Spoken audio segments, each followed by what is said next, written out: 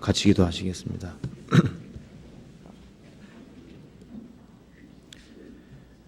거룩하신 우리 아버지 하나님, 감사합니다. 하나님을 등지고 죄 가운데 나서 죄를 물 먹듯이 먹고 마시고 살던 저희들, 주님의 한없는 은혜와 자비로서 또 주님의 보배로운 피로서 구원해 주신 것을 진심으로 감사합니다. 저희들 주님의 피로 구원함을 얻고 구속함을 얻은 저희들 이 자리에 같이 모여 있습니다. 이 가운데 주 성령께서 함께해 주시고 우리의 마음을 일깨워 주시고 구원받은 이후의 신앙생활이 무엇인지를 알 수 있도록 인도해 주옵소서. 주님 오시는 그날까지 저희 신앙의 걸음에 실족함이 없도록 인도해 주시고 주님의 지혜와 주님의 힘과 주님의 능력으로 이 세상을 살아나갈 수 있도록 더욱 도와주옵소서.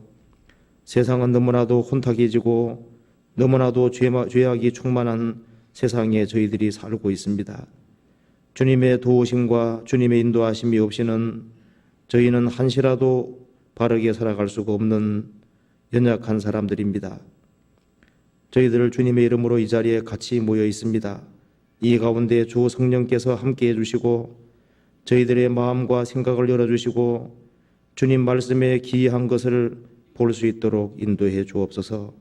그리고 주님을 더욱 가까이 할 수 있는 마음을 허락해 주옵소서. 이번 주간에 전국 많은 곳에서 집회가 있습니다. 주님의 이름으로 집회가 이루어지는 곳마다 주 성령께서 함께해 주시고 말씀 듣고 있는 모든 사람들 마음을 붙잡아 주시고 도와주시옵소서. 새로 말씀 듣는 모든 사람들 중에 한 사람도 잃어지는 사람이 없도록 자비를 베풀어 주옵소서.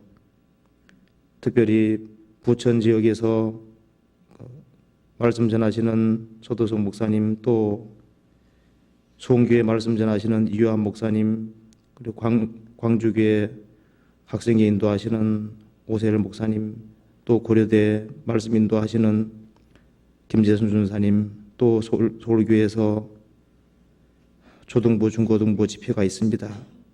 말씀 전하시는 모든 분들에게 함께해 주시고 도와주옵소서. 교회당 소집회도 함께해 주시고 불쌍한 잃어진 영혼들을 잃어지는 사람 없도록 자비를 베풀어 주옵소서. 자비하신 주님, 주님께서 도와주셔서 말씀을 증거하는 모든 분들에게 힘을 주시고 듣는 모든 사람 마음을 붙잡아 주옵소서. 오늘 이 시간에도 주 성령께서 도와주시기를 간절히 의지하오며 주 예수님 이름 받들어 기도하옵나이다. 아멘.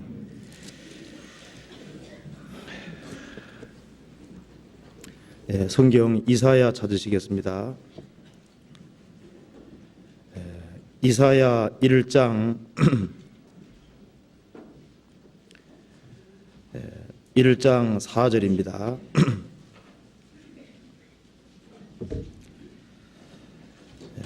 제가 읽겠습니다.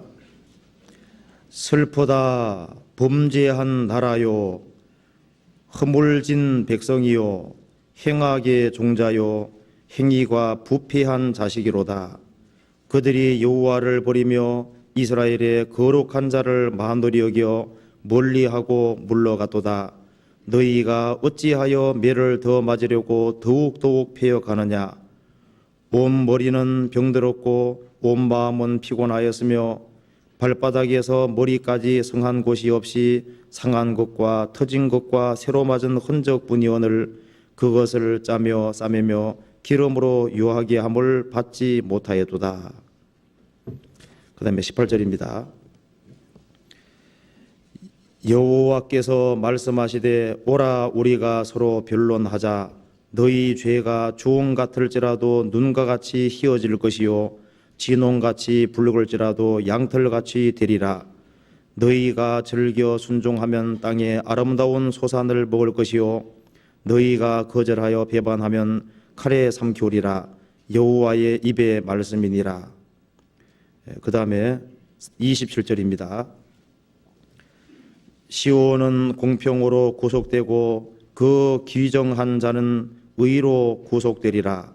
그러나 패역한 자와 죄인은 함께 패망하고 여호와를 버린 자도 멸망할 것이니라. 너희가 너희의 기뻐하던 상수리 나무로 인하여 부끄러움을 당할 것이요 너희가 너희의 택한 동산으로 인하여 수치를 당할 것이며 30절 31절은 같이 읽어보겠습니다. 너희는 잎사귀 마른 상수리 나무 같을 것이요 물 넘는 동산 같으리니 강한 자는 삼오락이 같고 그의 행위는 불티 같아서 함께 탈 것이나 끌 사람이 없으리라. 여기까지입니다. 이번에 이완 목사님께서 지금 수원 집회 중에 있습니다. 그리고 전국적으로 많은 집회가 있는데요. 특별히 여기 보면은 표시가 막 다 돼 있죠. 지금 초등부하고 중등부, 고등부 집회가 진행되고 있습니다. 우리 교회를 통해서 많은 사람들이 구원받아 간다고 하는 그 사실은 주님이 이 가운데 역사하고 있다고 하는 가장 확실한 증거고 또 이 교회를 통해서 많은 사람들이 구원받아 간다고 하는 것은 주님께 가장 큰 기쁨을 드리고 있다는 확실한 증거가 될 겁니다.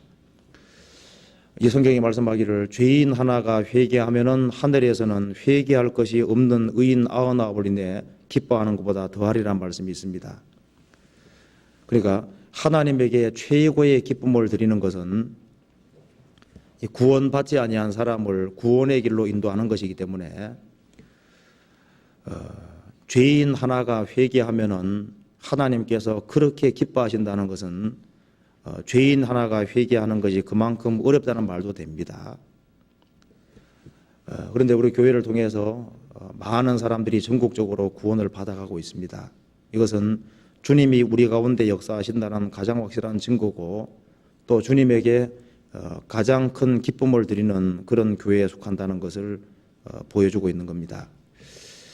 그래서 제가 요즘 자주 나오는 것 같아가지고 좀 부담스럽습니다. 예. 아유. 그래서 제가 오늘은요, 이 구원과 구원 이후를 한번 말씀을 드려보려고 합니다. 그래서 이제 이사야서 이 말씀을 보면은 구원받은 이후에 그 구원받은 사람의 바른 삶이 어떤 것인지를 그리고 구원받은 사람의 특징이 어떤 것인지를 가장 잘 말하고 있는 장 중에 하나이기 때문에 이것을 한번 생각을 해보겠습니다. 먼저 이사야서를 보면은 4절 말씀에 슬프다 하나님께서 슬프다 그렇게 말씀하셨습니다. 하나님의 백성이라는 이스라엘 백성들이 하나님을 등지고 너무나도 철저하게 타락했기 때문에 하나님의 입에서 슬프다 그렇게 말씀이 나옵니다. 슬프다 범죄한 나라요 허물진 백성이요 행악의 종자요 행위가 부패한 자식이로다. 범죄한 나라 허물을 짊어진 백성 행악의 종자요 행위가 부패한 자식이로다. 이스라엘 백성들이 더할 수 없이 크게 타락한 것을 얘기를 했습니다.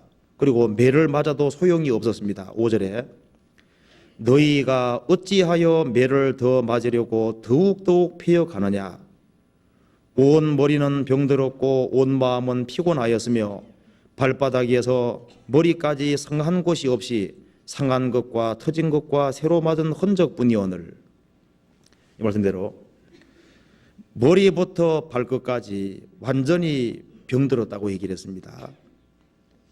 그러니까 전적인 타락을 말하고 있습니다. 이스라엘 백성들이 너무나도 큰 죄를 지고 병자로 치면은 아주 중병이 들어서 이제 죽기 직전인 상태가 된 겁니다. 이스라엘 민족이 이렇게 비참하게 타락했을 때 하나님께서 18절에 이렇게 말씀했습니다. 여호와께서 말씀하시되 오라 우리가 서로 변론하자. 이 말씀에서 오라고 하는 것은 이스라엘 백성들이 상상할 수 없을 만큼 타락했을 때 하신 말씀입니다. 너희 죄가 주홍 같을지라도 눈과 같이 희어질 것이요 진홍같이 붉을지라도 양털같이 되리라.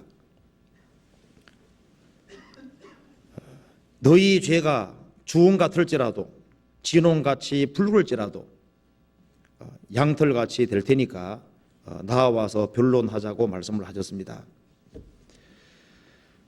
그런데 이스라엘 백성들을 대다수가 끝까지 하나님을 등지는 길을 택했습니다. 그래서 이 성경에서 말씀한 대로 하나님께서 오라는 초청을 끝까지 거역한 사람은 머리부터 발끝까지 병든 사람이 영혼의 의사 되시는 주님께 오지 않으면 어떻게 되겠습니까? 결국은 죽는 거예요. 그리고 주님 품에 돌아오지 아니한 사람은 결국 뭐와 같다고 했냐면은 30절에 너희는 잎사귀 마른 상수리 나무 같을 것이요. 상수리 나무는 상독수가 아니라 활렵습니다. 너희들은 잎사귀 마른 상수리 나무 같을 것이다. 소망이 없는 거예요. 그리고 물 없는 동상 같을 것이다. 그리고 강한 것처럼 보이지만은 너희 강한 자는 삼오라기 같고, 삼오라기 같다는 얘기는 이 가느다란 실이 있을 때 실을 이렇게 토막토막 잘랐을 때 조그마한 부분을 가리키는 겁니다. 강한 자는 실오라기 같고 그의 행위는 그 하나님을 등진 자의 행위는 불티와 같아서 그 사람과 그 사람의 행위 전체를 태워버릴 것이고 그 주변의 모든 것을 태워버릴 것이나 끌 사람이 없으리라. 결국은 심판을 받게 된다는 것을 말을 했습니다.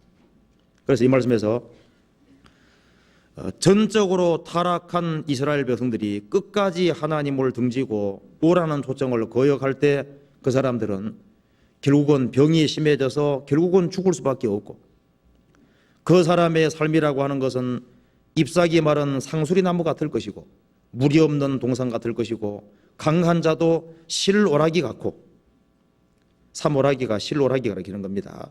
그 행위는 불티 같아서 결국에는 자기를 소멸하고 멸망시킬 것이다. 그러지만은 하나님의 초청에 응한 사람은 어떻게 되느냐? 그 사람은 성경에 말씀하기를 죄가 아무리 많을지라도 죄를 확실하게 사함 받을 것이고, 그 사람은 영혼 몸 전체가 회복될 것을 분명히 말했습니다. 그리고 그 사람의 삶은 잎사귀 마른 상수리 나무가 아니라 늘 푸른 잎사귀가 푸르고 열매가 풍성한 상독소와 같을 것이고, 물 없는 동산이 아니라 물이 풍성한 동산이고, 그리고 주님의 초청에 응한 사람은 약한 자도 강한 겁니다. 그리고 그의 행위는 불티가 아니라 그 사람의 행위는 그것이 생명의 빛이 되어서 주변의 많은 사람들을 바르게 인도하는, 그렇게 될 것을 말했습니다. 그러니까 이사야 1장은 타락된 죄인이 하나님의 품에 돌아오지 아니할 때 얼마나 그 사람이 비참해질 것인지를 말하고, 하나님의 초청에 응할 때 그 사람은 하나님께서 전적으로 회복시켜 줄 것을 말씀하고 있는 장인 겁니다. 자, 그래서 오늘 이스라엘 백성들이 하나님을 등지고 타락했을 때 가장 비참하게 됐지만은 18절에 말씀하신 대로 하나님께서 오라고 말씀하실 때 그 초청에 응한 사람에게는 영원한 축복이 주어지는 겁니다. 여기 계신 분들은 주님의 부르심에 응답해서 오라는 초청에 응해서 결국에는 죄를 사함받고 영혼의 구원까지 얻게 됐습니다. 그래서 죄를 사함받고 영혼의 축복을 얻은 사람이 어떤 존재와 같은지를 자세하게 설명을 하고 있습니다. 그래서 이걸 한번 우리가 구체적으로 생각을 해봐야 되겠습니다. 이사야 1장 18절에 보시겠습니다. 여호와께서 말씀하시되 오라 우리가 서로 변론하자. 하나님께서 타락된 죄인들에게 하신 말씀은 오라고 말씀하셨습니다. 단순히 오기만 하면 되는 겁니다. 오라 우리가 서로 변론해보자. 너희 죄가 주홍 같을지라도 눈과 같이 희어질 것이요 진홍같이 붉을지라도 양털같이 되리라. 아무리 죄가 많은 사람도 주님께 나오면은 주님이 그 사람의 죄를 확실하게 용서해 주실 것을 말씀하셨습니다. 이것은 십자가를 염두에 두고 하신 말씀입니다. 그리고 그 사람은 죄 사함뿐 아니라 19절에 너희가 즐겨 순종하면 땅의 아름다운 소산을 먹을 것이요. 그 사람은 속죄를 받을 뿐 아니라 즐겨 순종하면 땅의 아름다운 소산을 먹을 것이다. 영혼뿐 아니라 육체도 주님께서 도와주실 것을 말씀하셨습니다. 이스라엘 민족이 범죄하고 허물을 짊어지고 타락할 때는 땅도 황무지로 바뀌었다고 7절에 남아있죠. 그래서 먹을 것도 없어졌는데 하나님께 돌아오면은 죄 사함과 그리고 영육 간에 하나님께서 분명히 도와주실 것을 말씀하셨습니다. 그뿐 아니라 죄를 사함 받은 사람, 그 사람은 주님께서 그 사람의 영혼 몸 전체를 고쳐 나가시는 거예요. 그래서 병든 사람을 회복시키는 것처럼 회복시키는 역사가 있게 되는 겁니다. 먼저 이사야 1장을 좀 이해하기 위해서 시편 103편 한 군데 보시겠습니다.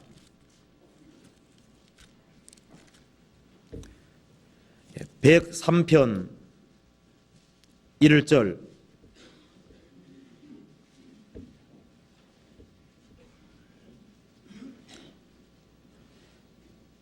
내 영혼아 여호와를 송축하라. 내 속에 있는 것들아 다 그 성호를 송축하라.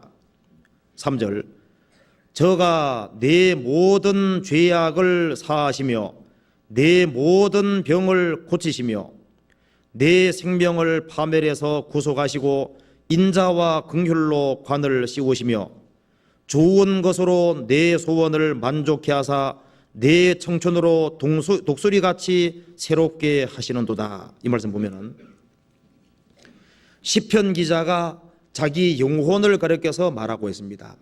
내 영혼아 여호와를 송축하라.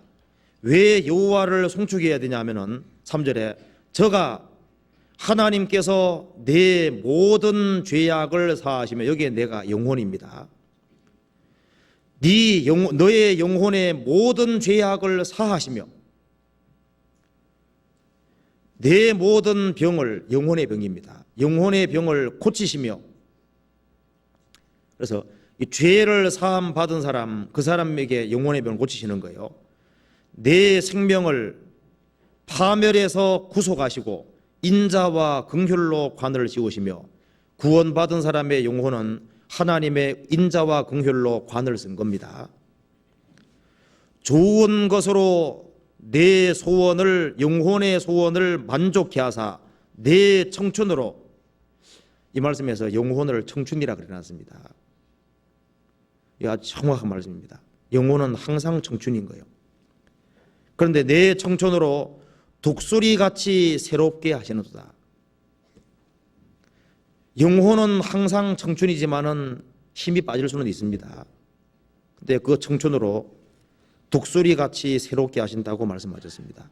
여기서 3절에 내 모든 죄악을 사하시며 내 모든 병을 고치신다는 말씀대로 이사야 1장에도 말씀하기를 허물을 짊어진 백성, 타락한 그 죄인의 죄를 사해 주시고, 그러고 난 다음에 하나님의 구속을 받은 사람의 머리부터 발끝까지 회복시키는 작업을 하시는 거예요. 이사야 1장 보시겠습니다. 1장 4절에 슬프다 범죄한 나라요 허물진 백성이요 행악의 종자요 행위가 부패한 자식이로다. 범죄한 나라, 허물을 짊어진 백성, 행악의 종자고 행위가 부패한 자식이지만은 주님 말씀대로 주님께 나오면은 아무리 큰 허물을 짊어졌다고 할지라도 주님은 그 죄를 실제로 사해 주시는 거예요. 그리고 죄를 사함 받은 사람, 그 사람의 영혼 몸을 고쳐 가시는 겁니다. 5절에 보면은 너희가 어찌하여 매를 더 맞으려고 더욱더욱 패여가느냐 온 머리는 병들었고 온 마음은 피곤하였으며. 하나님을 등지고 타락한 사람의 머리는 병들어 있습니다. 그래서 구원받지 아니한 사람들의 머리는 다 병들어 있는 거예요. 성경에서 말씀한 대로 그 생각이 허망하여지며, 허망해졌다는 얘기는 그 생각이 거짓되어지며 미련한 마음이 어두워졌나니 그랬습니다. 마음이 어두워져 버리는 거예요. 스스로 지혜 있다 하나 우준하게 되어, 그것이 독일어 루터 역에는요 스스로 지혜 있다 하나 멍텅구리가 되어 이렇게 번역되어 있습니다. 스스로 지혜 있다 하나 멍텅구리가 되어 썩어지지 아니하는 하나님의 영광을 썩어질 사람과 금수와 버러지 형상의 우상으로 바꾸었느니라. 영광스럽게 창조된 인간이 하나님을 등지고 타락하니까 생각이 거짓되어지고 마음이 어두워지고 스스로 미련해져서 멍텅구리가 됐다 그 말입니다. 그래서 피조물을 조물조보다 더 섬기고 썩어질 사람을 섬기고, 그 가수들 노래 볼 때 와와 소리 지르는 거 봐요. 저는 그거 보면 정신이 없는 것 같아요. 어떤 사람은 썩어질 사람을 섬깁니다. 죽을 사람을 섬기는 거예요. 금수와 버러지 형상의 우상으로 바꾸었느니라. 옛날에 벌레를 섬기는 사람도 있었습니다. 파리를 신으로 섬기는 사람도 있었어요. 그 정도로 인간이 타락하는 겁니다. 그래서 이스라엘 백성들도 하나님을 등지고 살 때 이 머리가 병들었습니다. 이 머리가 병든 사람이 우리 시대만큼 많은 시대가 없어요. 정신이 점점 왜곡되고 잘못되어 가는 겁니다. 그리고 하나님과 사람에 대한 잘못된 생각으로 병들어 있고, 하나님에 대한 원망, 사람에 대한 불평, 불만, 원망 이런 것이 가득하고 불신이 우리 시대만큼 가득 찬 시대가 없습니다. 우리 시대만큼 머리가 병든 시대가 어디 있습니까? 그런데 허물이 사함을 얻은 사람은 하나님께서 그 병든 머리를 분명히 회복시킵니다. 죄를 사함받고 성령을 받은 사람, 그 사람은 주님께서 머리를 회복시켜 가시는 거예요. 온 마음은 피곤하였으며, 우리 시대만큼 피곤한 시대가 어디 있습니까? 우리 시대만큼 마음이 안식하지 못하고 쉬지 못하는 시대가 없어요. 내 하나님 말씀에 악인에게는 평강이 없다 그랬습니다. 물질 문명은 크게 번성했지만은 영혼은 피폐하고, 그리고 마음은 피곤하고 쉬지 못하는 것이 바로 현대인의 모습이잖아요. 그러지만은 주님께 나와서 그 허물을 사함 받은 사람은 병든 머리를 회복시키시고 피곤한 마음에 평강을 주시고 안식을 주시고, 그리고 이걸 바꿔나가시는 거예요. 한번 찾아봅시다. 성경 고린도후서 10장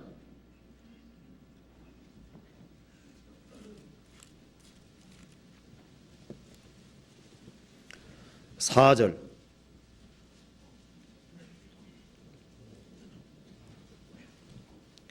사절에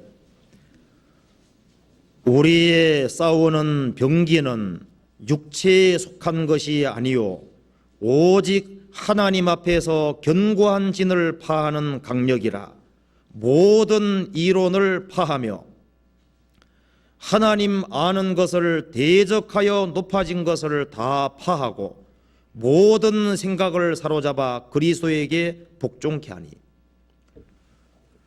구원함을 얻은 사람은 주님께서 주님의 말씀으로 구원받은 사람의 잘못된 이론과 생각을 부숴나가시는 거예요. 그래서 우리의 싸우는 병기, 무기는 육체에 속한 것이 아니요 오직 하나님 앞에서 견고한 진을, 하나님을 대항하는 견고한 진을 파하는 강력이라. 우리의 싸우는 병기는 강력한 하나님 말씀이라. 그 하나님의 말씀으로 구원받기 전에 겹겹이 쳐져 있던 잘못된 진들이 있지 않습니까? 그걸 부숴나가시는 겁니다. 한 사람이 구원함을 얻어서도 머릿속에 병든 것이 많이 있고 잘못된 이론들이 너무 많이 있습니다. 그런데 그 모든 이론들을 성령께서 성령의 검으로 부숴가시는 거예요. 모든 이론을 파하며 반드시 부숩니다. 모든 잘못된 이론들을 파하며 구원받기 전에 가지고 있던 잘못되게 배웠던 것이 너무 많잖아요. 그런 것들이 구원받고 나면은 주님께서 병 고치듯이 고치시는 거예요. 잘못된 이 사고방식을 다 뜯어 고칩니다. 모든 이론을 파하며 하나님 아는 것을 대적하여 높아진 것들이 많이 있는데 그것을 다 파하고 모든 생각을 사로잡아 그리스도에게 복종케 하니 우리의 잘못된 생각과 사고방식을 주님께서 복종시켜 가는 거예요. 이 작업을 구원받고 난 다음에 하시는 겁니다. 그래서 이 머리를 치료시키는 거예요. 새 사람을 입었으니 이는 자기를 창조하신 자의 형상을 쫓아 지식에까지 새롭게 하심을 받는 자니라. 구원을 받은 사람은 하나님께서 이 머리의 생각을 바꿔나가시는 거예요. 머리를 회복시키는 겁니다. 그래서 구원받기 전에 병든 머리 가진 사람도 구원받고 나면은 제정신이 들어오는 거예요. 그래서 이 귀신 들린 사람, 군대 귀신 들린 사람이 제정신이 아니었잖아요. 무덤 사이에 거하고 있었습니다. 그래서 쇠고랑을 채워놨는데 쇠고랑을 다 꺾어버리는 거예요. 얼마나 사납고. 그런데 주님을 만나서 그 귀신이, 군대 귀신 쫓겨나가니까 제정신이 싹 돌아왔다고 되어 있습니다. 그래서 아차, 내가 지금 무덤 사이에 있는구나. 옷을 벗고 있었구나. 그래서 옷을 찾아 입고 무덤 사이에 거했는데 이제 자기 집으로 갔습니다. 괴성을 지르던 그 사람이 갑자기 온순한 사람으로 바뀌었습니다. 제정신이 딱 들어온 거예요. 구원을 받아야만 제정신이 들도록 되어 있습니다. 내가 마귀에게 지금까지 너무 속아 살았구나. 내 인생을 너무나도 허비했구나. 그걸 확실히 깨닫잖아요. 그래서 병든 머리가 치유되기 때문에 그래서 이 하나님 말씀을 바르게 이해할 수 있게 되고 그 하나님 말씀으로 채워지도록 되어 있는 겁니다. 그리고 구원받기 전에 우리는 피곤한 마음을 가지고 있었습니다. 마음에 평강이라는 게 없었잖아요. 항상 답답했을 거예요. 저도 초등학교 들어가기 전부터 마음이 답답했으니까요. 그리고 구원 안 받은 사람은 마음이 답답할 거예요. 이게 딱지치기 해도 답답하지요. 공차기도 답답하지요. 답답했습니다. 그런 사람도 있더라고 보니까요. 어린 시절이 마냥 즐거운 사람도 있지만은 어릴 때부터 답답한 사람도 있습니다. 마음이 답답한 거예요. 피곤한 겁니다. 그런데 구원을 받고 나면은 이상하게 이제 영혼의 평강이 주어지고 이 마음이 회복돼 간다니까요. 그래서 성경에 말씀한 대로 굳은 마음을 제하고 부드러운 마음을 준다는 말씀대로 이 돌 마음이 고기 마음식으로 아주 부드럽게 바뀌는 거예요. 그래서 구원받고 나면은 이상하게 눈물도 많아지고 마음이 부드러워져서 그런 거예요. 조금 슬픈 얘기 들어도 금방 슬퍼지고 그 감정이 쉽게 동하는 사람으로 바뀌잖아요. 그래서 쉽게 감격하는 사람으로 바뀌는 이유는 이 마음이 아주 강팍해진 사람은요, 기뻐할 때 기뻐할 줄 모르고 슬퍼할 때 슬퍼할 줄 모릅니다. 웃긴 얘기도 웃긴 줄도 모르고 강팍한 보는 거예요. 근데 이제 구원받고 나면 이게 마음이 부드럽게 바뀌는 거, 이상하게 바뀝니다. 부드럽게 바뀌니까 쉽게 마음이 찔리고, 그리고 쉽게 감동을 받고 조그만 거 하나라도 감사할 수 있는 사람으로 이상하게 바뀌어가는 거예요. 그리고 구원받기 전에는 마음이 교만하고 높으니까 피곤한 거예요. 근데 구원받고 나면은 낮은 마음을 갖게 되기 때문에요, 낮은 마음을 갖고 지족하는 마음을 갖게 되니까 다른 사람을 크게 부러워하는 것도 없게 되고, 이렇게 하니까 실수가 있는 겁니다. 막 세상 욕망으로 가득해봐요, 그 사람 마음은 실수가 없습니다. 네, 세상 것은 아무리 채워도 더 갈증만 생기기 때문에 그것이 사람 마음을 채워줄 수가 없습니다. 마음을 낮추고 있으면 사소한 것으로도 감사할 수 있는 거예요. 그래서 지족하는 마음이 있으면 경건이 큰 이익이 된다 그랬습니다. 그래서 구원받고 나면은 주님께서 영혼의 평강을 주시고 주님 뒤를 조용히 따르도록 만들어 주시기 때문에 그 영혼의 평강과 안식이 있도록 그렇게 되어 있는 겁니다. 이사야 1장에 6절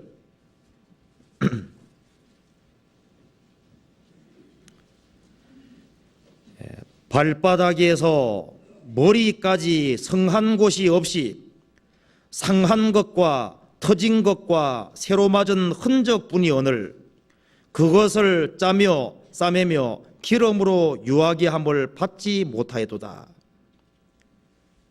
하나님을 등지고 타락된 죄인은 발바닥에서 머리까지 성한 것이 없이 상하고 터지고 새로 맞은 흔적뿐이라 그러죠. 근데 이제 구원을 받고 나면은 발끝에서부터 머리까지 전신을 주님이 회복시켜 가시는 거예요. 그래서 한 사람이 구원받으면은 그 사람 속에 성령이 들어오셔서 영혼을 환하게 밝혀주시는 겁니다. 눈은 몸의 등불이에요. 눈이 밝으면은 온몸도 환하고, 눈이 어두우면은 온몸도 어두워지는 거예요. 그것처럼 몸을 밝고 어둡게 하는 것이 눈인 것처럼 영혼의 눈도 있어서 영혼의 눈이 어두워지면 모든 것이 어두워지고 영혼의 눈이 밝아지면 모든 것이 밝아지는 겁니다. 그런데 한 사람이 구원받으면 성령께서 그 사람 속에 들어오시기 때문에 주께 해서 나의 등불을 켜시며 그 말대로 영혼을 환하게 밝혀주시는 겁니다. 그 사람은 금세뿐 아니라 내세까지도 확실하게 믿을 수 있습니다. 하나님이 가까이 계시다는 것도 압니다. 영혼의 눈이 밝아지잖아요. 그리고 구원받은 사람 속에 주님이 계시다는 것도 압니다. 구원받은 사람이 얼마나 귀한 사람인지도 아는 거예요. 영혼은 밝아지게 되고 마음에는 양심은 힘을 얻고 마음은 힘을 얻고, 그리고 그 사람의 지성은 새롭게 바뀌잖아요. 이제 하나님과 하나님에 관한 것들을 알고자 하는 새로운 욕구들이 생깁니다. 그리고 구원받은 사람의 감정은 풍부하고 밝아지도록 되어 있는 거예요. 그래서 구원받고 나면은 성경에서 말씀하시기를 항상 기뻐하라고 말씀하셨잖아요. 구원받은 사람의 감정이 풍부해지고 밝아질 것을 얘기하는 겁니다. 그래서 구원받은 사람들이 모인 무리 속에 가봐요. 그 웃음이 있고 그 기쁨이라는 게 있잖아요. 그리고 구원받고 나면은 주님께서 그 사람의 의지를 하나님 편으로 향하도록 역사하시는 겁니다. 그리고 성령께서 역사하시면은 손과 발을 회복시켜서 그 사람의 손과 발이 봉사하는 손으로, 전도하는 발로 바뀌도록 주님께서 만들어 가시는 거예요. 그래서 주님께로 오면은 발바닥에서 머리까지 주님께서 회복시켜 가시는 겁니다. 그런데 여기서 주의할 구절이 하나 있는데 6절에 봅시다. 6절 중간에 보면은 그것을 짜며 싸매며 이런 말이 나와 있죠. 이게 좀 짜며 이 구절이 없으면 좋은데 짜며 이 구절이 있죠. 고름 다 짜보신 기억 있죠? 아파요, 안 아파요? 하여튼 골마 터진 거 잘라면 아픕니다. 속에 뭐 잘못된 게 있는데 그 제거하기 위해 수술할 때 다 칼을 대야 되고 빼내야 되니까 짜내야 되는 거예요. 짜며 싸매며 이렇게 되죠. 신앙생활 속에도 마찬가지입니다. 우리가 구원함을 얻었지만은 우리의 잘못된 사고방식도 많고 우리의 잘못된 것이 많이 있는데 그것을 짜내는 작업이 뭐하고 똑같은 거예요. 그게 시련을 통과시키는 겁니다. 여러 가지 시련을 통과시키고 주님께서 직접 개입하셔서 어렵게도 하시고 그렇게 하는 것이 우리의 잘못된 걸 골마 터진 것을 짜고 그래서 짜내고 난 다음에 그 싸매 주시는 거예요. 그러니까 주님 성경 말씀하기를 아프게 하시다가도 또 고치신다고 되어 있잖아요. 그 아프시게 하는 것 자체가 그게 일종의 짜내는 작업입니다. 한 사람 영혼이 구원함을 얻을 때도 회개라는 것은 고통스러운 거잖아요. 사실은요. 돌이키는 거니까. 일종의 그게 짜내는 작업이에요. 짜며 싸매 주시는 겁니다. 그래서 죄를 사함 받은 사람은 머리부터 발끝까지 주님께서 그 사람을 점차적으로 회복시켜 가시는 거예요. 이 말씀이 뭐하고 똑같냐면 누가복음 10장과 똑같은 겁니다. 강도 만나서 거반 죽게 된 사람을 응급처치해가지고 주막에 데려다 주잖아요. 주막에서 치료를 받는 것처럼 주님 몸된 교회 안에서 계속적으로 치료받아서 건강하게 되는 겁니다. 그러면 나중에 그 사람이 주님의 이제 일을 할 수가 있는 거예요. 그럼 주님께서 죄를 사해 주시고 머리부터 발끝까지 회복시키는 이유는 뭐예요? 봉사일을 하게 하고 다른 영혼을 건지는 일을 하기 위해서 그렇게 하시는 겁니다. 그렇잖아요. 그래서 주님 품에 돌아온 사람은 죄를 사함받고 동시에 육신적인 것도 주님께서 도와주시고 그 사람을 하나님께서 영혼 몸 전체를 회복시켜 주실 것을 분명히 말씀했습니다. 그리고 주님 품에 돌아온 자는 30절에 말한 대로 이렇게 된다 그랬습니다. 27절에 보면은 시온은 공평으로 구속되고 그 귀정한 자 3번 밑에 돌아오는 자라 그러죠. 주님 품으로 돌아오는 자는 의로 구속되리라. 그러나 패역한 자와 죄인은 함께 패망하고 여호와를 버린 자도 멸망할 것이다. 하나님을 등지고 패역한 사람, 그 사람은 성경이 말하기를 너희는 30절에 잎사귀 마른 상수리 나무 같을 것이다. 그런데 상수리 나무가 다 보셨죠? 상수리 나무가 어떤 나무인지 아시죠? 도토리 나무 같은 비슷하게 생긴 거 있지 않습니까? 좀 꽤 큰 거 있어요. 상수리 나무 있습니다. 근데 이게 활엽수예요. 근데 잎사귀가 마른 상수리 나무 같을 것이다. 물을 공급받지 못해서요. 아주 바짝 마른 잎사귀 마른 상수리 나무 같을 것이다. 구원받지 아니한 사람은 꼭 이와 같은 거예요. 그런데 이 성경 말씀대로 주님 품에 돌아와서 구원함을 얻은 사람은 잎사귀 마른 상수리 나무 같은 것이 아니라 꼭 뭐와 같냐면은 잎사귀가 푸르고 열매가 풍성한 상독수하고 꼭 같다고 말씀하셨습니다. 하나님을 등진 사람은 잎사귀 마른 상수리 나무 같겠지만은 주님 품에 돌아온 사람은 전혀 다릅니다. 그 사람은 상독수라고 돼 있어요. 상수리 나무는 활렵습니다. 잎사귀가 말라 있습니다. 그런데 그리스도인들은 다른 거예요. 시편 찾아봅시다. 하나님 품에 돌아온 사람은 꼭 이와 같을 겁니다. 시편 1편에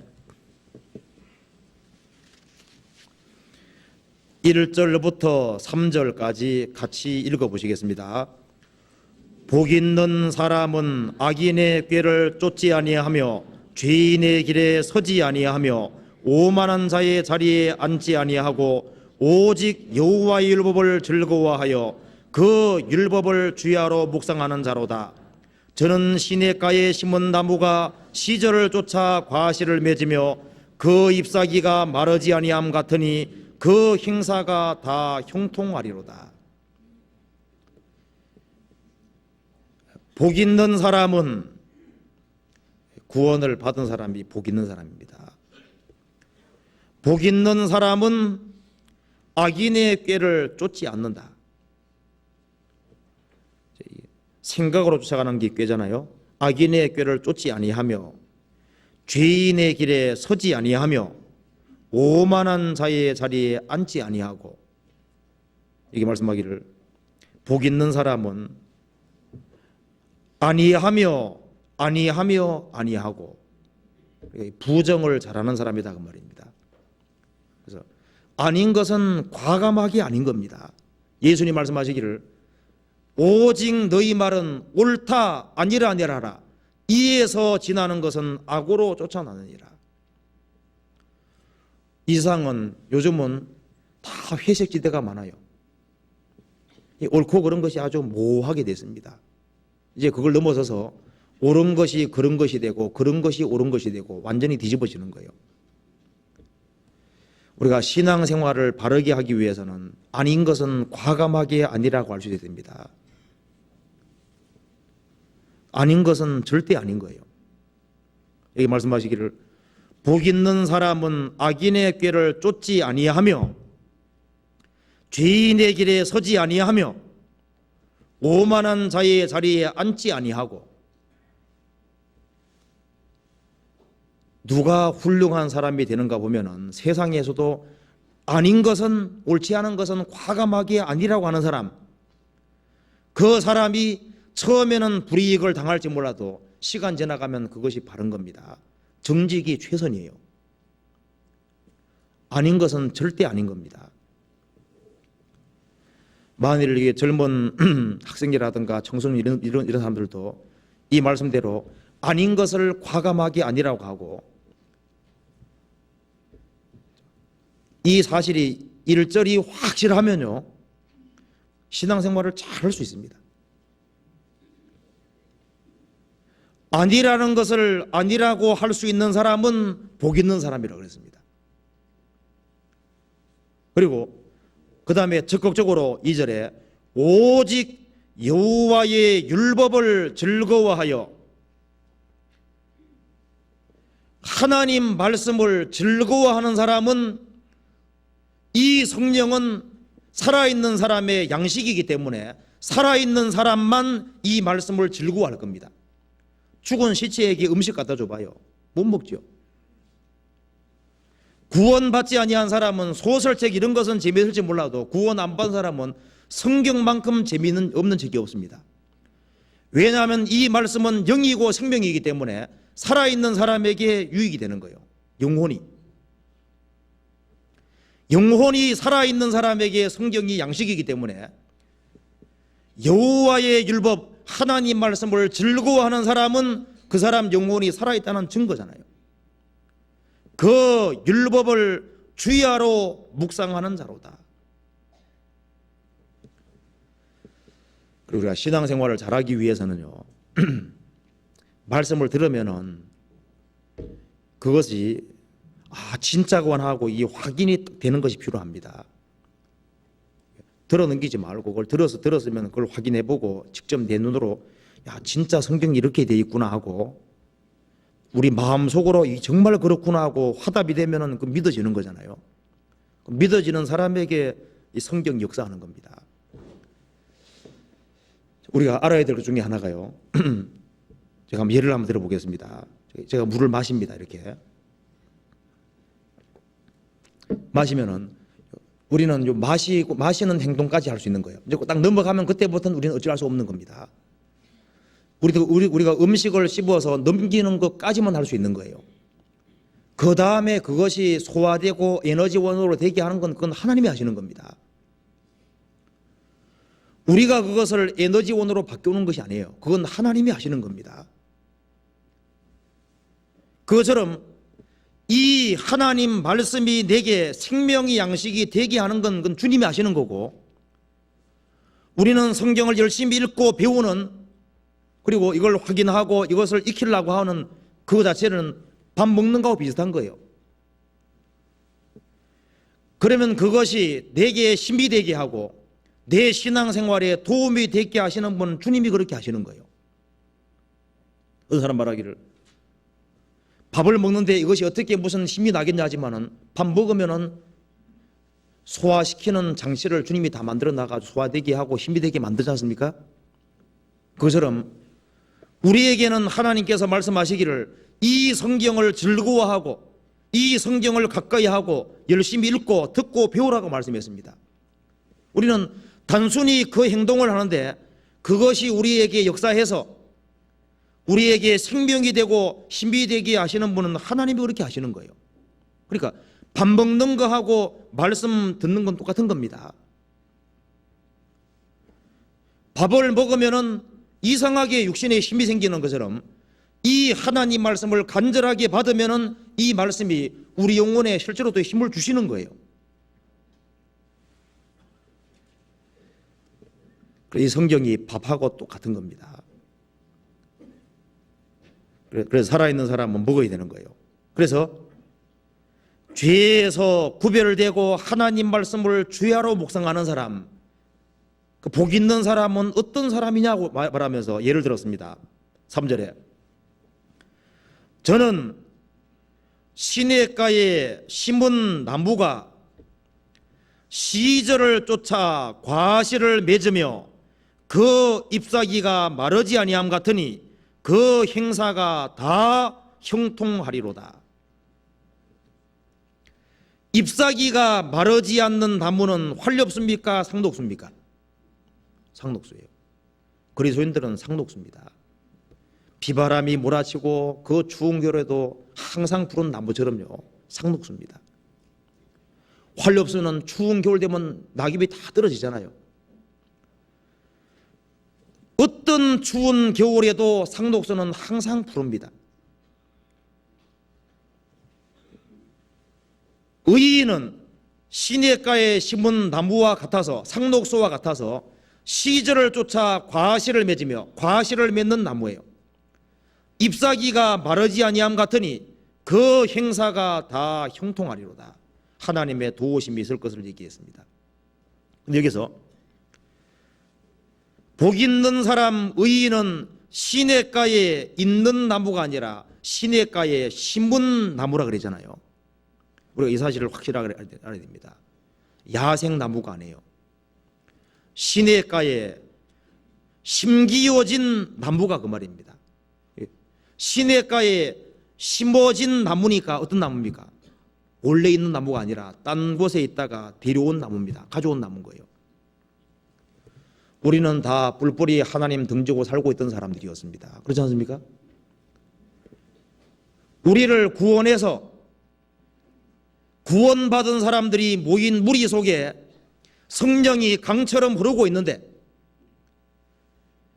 강가에다가 나무를 심는 것처럼 성령 역사하시는 구원받은 무리 속에 우리를 여기에 심어 놓으신 분이 누구냐 그 말입니다. 누가 심어 놨습니까? 하나님께서 심어 놓은 거예요. 있는 나무가 아닙니다. 시냇가에 심기어진 나무가 시절을 쫓아 과실을 맺으며 그 잎사귀가 마르지 않음 같으니 그 행사가 다 형통하리로다.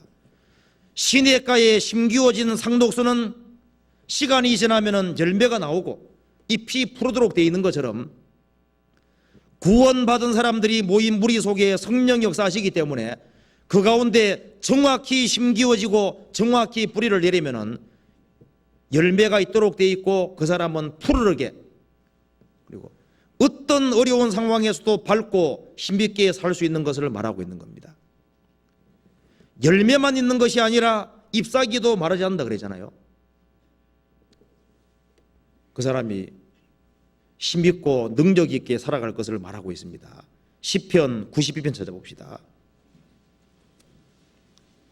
13절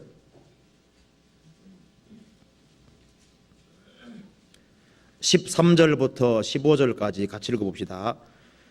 의인은 종려나무같이 번성하며 레바논의 백향목같이 발육하리로다. 여호와의 집에 심겼으며 우리 하나님의 궁정에서 흥왕하리로다. 늙어도 결실하며 진액이 풍족하고 빛이 청청하여 여호와의 정직하심을 나타내리로다. 여호와는 나의 바위시라. 그에게는 불의가 없도다. 의인은 잎사귀 마른 상수리 나무가 아닙니다. 의인은 종려나무같이 번성하며 레바논의 백향목같이 발육할 것이다. 이게 종려나무하고 백향목이 하나같이 상독수입니다. 이 나무들은 하나같이 곱게 자랍니다. 똑바로 자라는 거예요. 발육하리로다. 여호와의 집에 있음이여가 아니라 여호와의 집에 심겼으며, 우리가 제 발로 걸어봤다고 생각하면 안 됩니다. 세상에서 방황하고 있는 나를 주님께서 딱 붙잡아서 구원해서 여호와의 집이 어디예요?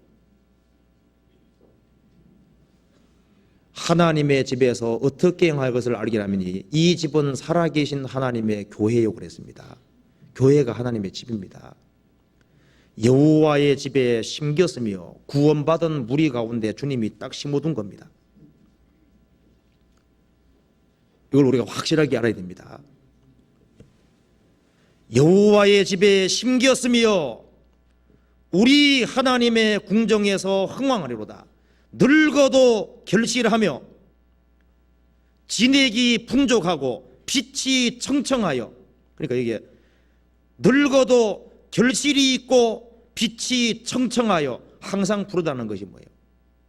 그 상독수인 겁니다. 이 세상에서는 나이 들면은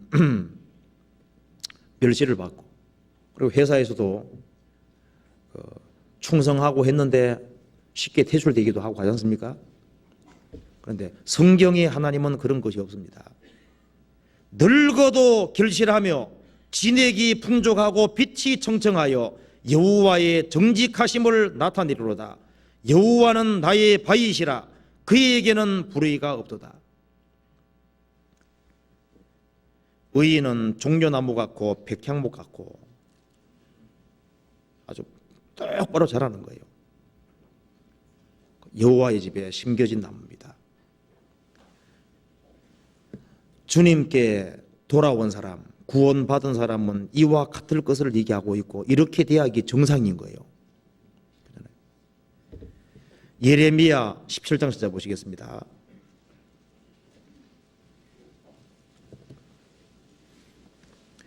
(17장 5절)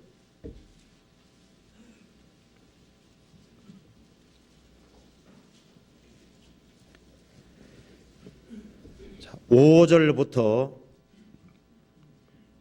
8절까지 같이 읽어보겠습니다. 나 여호와가 이같이 말하노라. 무릇 사람을 믿으며 혈육으로 그 권력을 삼고 마음이 여호와에게 떠난 그 사람은 저주를 받을 것이라. 그는 사막의 떨기나무 같아서 좋은 일에 오는 것을 보지 못하고 광야 간조한 곳 건건한 땅 사람이 거하지 않는 땅에 거하리라.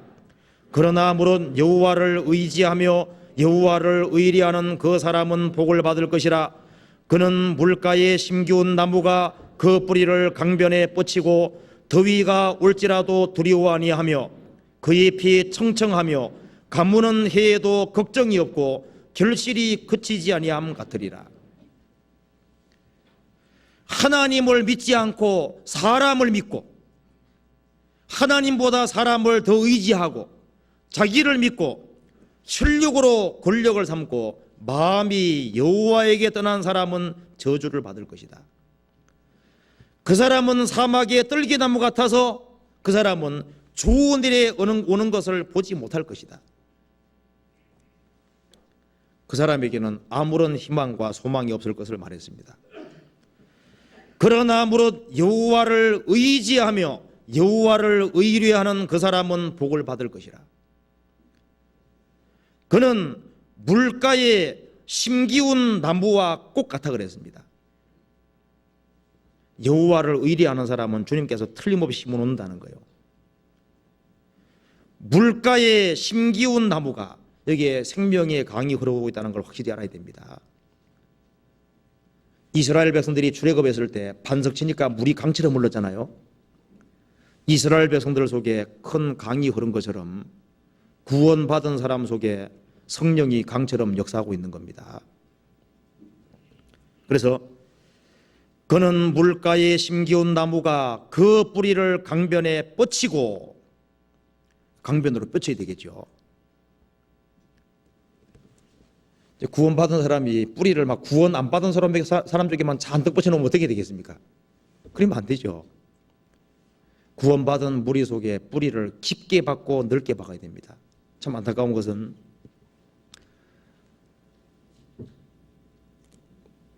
우리 시대만큼 세상이 혼탁하고 마귀 역사가 심한 시대가 없기 때문에요. 우리의 신앙이 정말 좀 뿌리가 있고 정말 뿌리가 좀 깊고 넓게 박히는 그런 신앙이 안 되면 안 되겠습니다. 얄팍한 신앙 말고 정말 뿌리가 있는 신앙. 여기 말씀하기를 물가에 심기운 나무가 뿌리를 강변에 뻗치고 깊고 넓게 박으면은 거기에서 온갖 양분들을 흡수할 수 있는 겁니다. 그 사람은 더위가 올라올지라도 두려워 아니하며 그 잎이 청청하며 가무는 해에도 걱정이 없고 결실이 그치지 아니함 같으리라. 여기서 꼭 잎이 청청하고 결실이 그치지 않는다. 상록수입니다. 더위가 올라올지라도 조그마한 혼란 가리키는 거예요. 가무는 해에도 IMF 같은 그런 아주 어려울 때에도 그 말입니다. 이 말은 그리스도인들이 이 세상에 살아가는 동안에도 가뭄이 오고 더위가 오고 가무는 해가 올 수 있다는 것을 말하고 있는 거예요. 그런데 어떤 사람은 가무는 해에 아무렇지 않게 견디는데 어떤 사람 중에 왜 넘어지는 사람이 생기냐 그 말입니다. 그 사람은 문제가 뿌리를 깊게 박지 않고 넓게 안 박았습니다.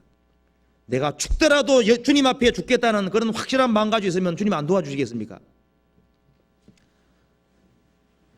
주님은 능력이 너무 많으시기 때문에 도와주려고 사실 기다리고 있는데 사람 자신이 그것을 원치 않는 겁니다. 성경 말하기를 저희의 믿지 아니함을 인하여 여호와께서 거기에서 능력을 많이 행치 않았다고 되어 있습니다. 믿는 자 속에 역사하시는 거예요. 성경의 하나님은 능력이 너무 많으신 분입니다. 그의 믿은 바 하나님은 없는 것을 있는 것 같이 부르시는 이라 그랬습니다. 무에서 유를 창조하신 분이 하나님이시기 때문에 외적인 것은 전부 다 부차적이라고 성경은 말하고 있습니다. 가무는 해에도 상독수가 강가에 뿌리를 뻗치고 있으면은 그것이 마치 여호와께 딱 기대는 거 마찬가지인 거예요. 하나님께 기대는 사람은 가무는 해에도 걱정이 없고 결실이 그치지 아니함 같을 것이다. 그래서 구원을 받은 이후에 우리가 반드시 깊이 생각하고 짚고 넘어가야 될 것 중에 하나가요, 구원받은 사람들이 모인 무리 안이 주 안이라는 걸 확실히 알아야 되고, 여기가 주 안인 걸 확실히 아는 사람은 여기에 뿌리를 내리되 깊고 넓게 내려야 됩니다. 골로새서 찾아봅시다. 골로새서 2장 6절에서부터 7절까지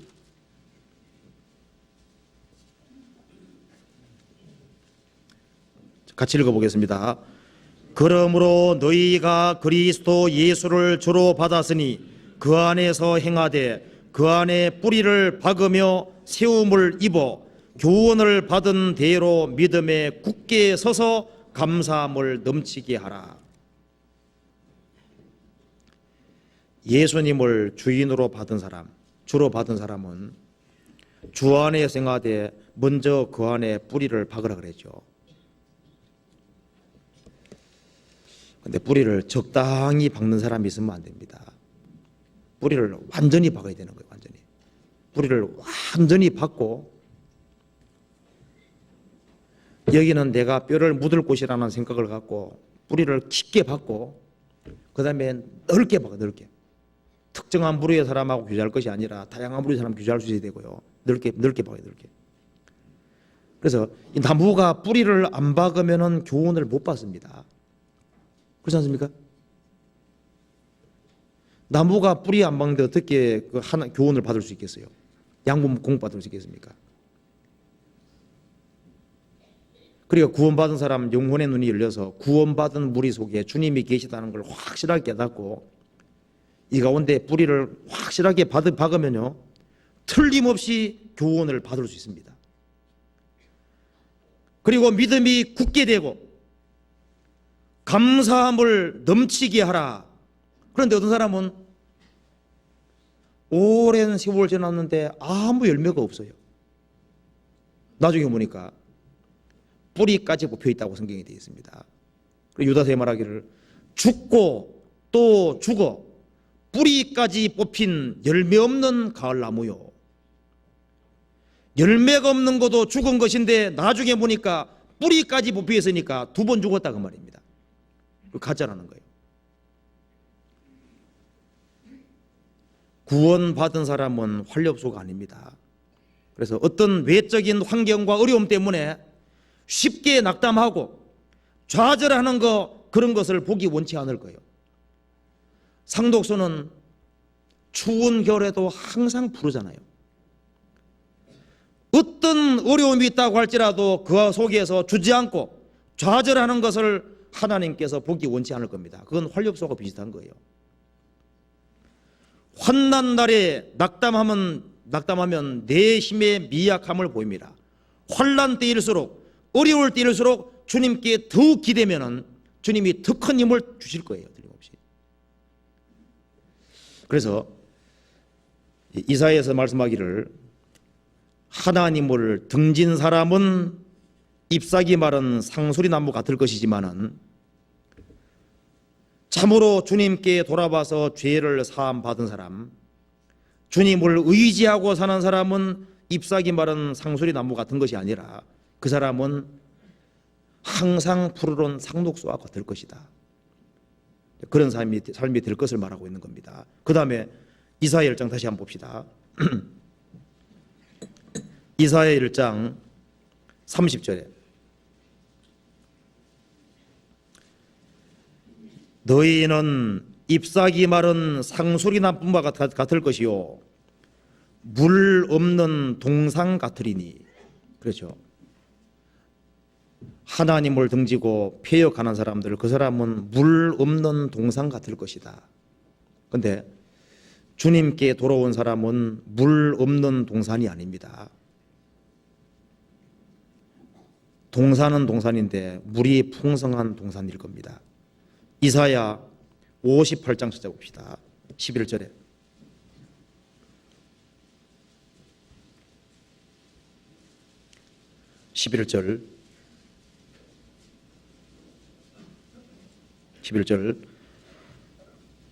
나 여호와가 너를 항상 인도하여 마른 곳에서도 내 영혼을 만족케 하며 내 뼈를 견고케 하리니 너는 물된 동산 같겠고 물이 끊어지지 아니하는 샘 같을 것이라. 나 여호와가 항상 너를 인도하여, 하나님은 구원받은 사람을 죽을 때까지 항상 인도해 가십니다. 마른 땅이 마른 곳에서도, 우리가 살고 있는 이 세상은 광야예요. 마른 곳입니다. 마른 곳에서도 내 영혼을 만족케 하며 내 뼈를 견고케 하리니 너는 물된 동산 같겠고 물이 끊어지지 아니하는 샘 같을 것이라. 하나님을 등진 사람은 물 없는 동산이지만은 구원함을 얻은 사람은 물된 동산 같을 것이다.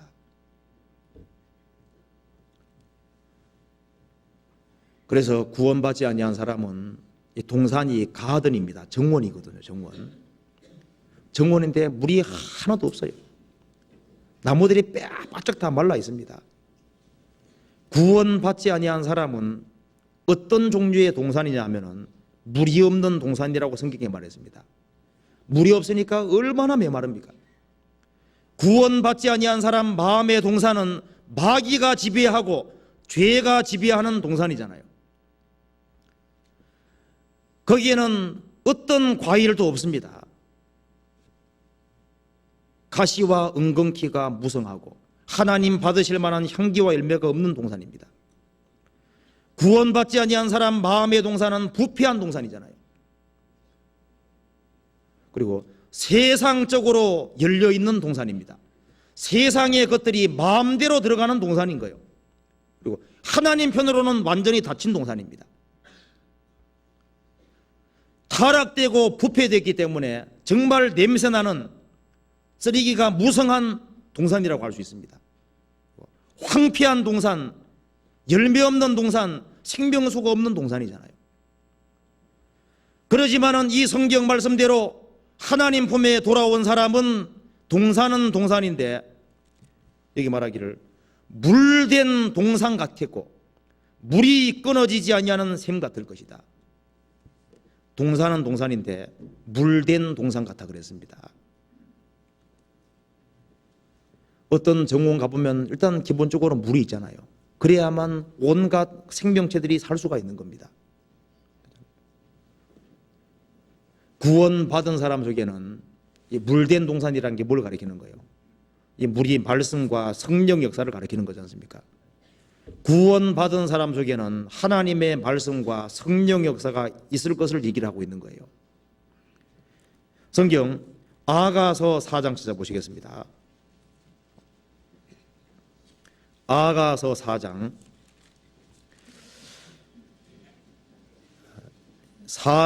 12절부터 5장 1절까지 아가 961페이지 12절부터 5장 1절까지 같이 한번 읽어봅시다. 4장 11절부터 나의 누이 나의 신부는 잠근 동산이요 덮은 우물이요 봉한 세미로구나. 내게에서 나는 것은 석류나무와 각종 아름다운 과수와 고베라와 나도초와 나도와 본홍하와 창포와 개수와 각종 유향목과 몰약과 침향과 모든 귀한 향품이요 너는 동산의 샘이요 생수의 우물이요 레바논에서부터 흐르는 시내로구나. 북풍아 일어나라 남풍아 오라. 나의 동산에 불어서 향기를 날리라. 나의 사랑하는 자가 그 동산에 들어가서 그 아름다운 실과 먹기를 원하노라.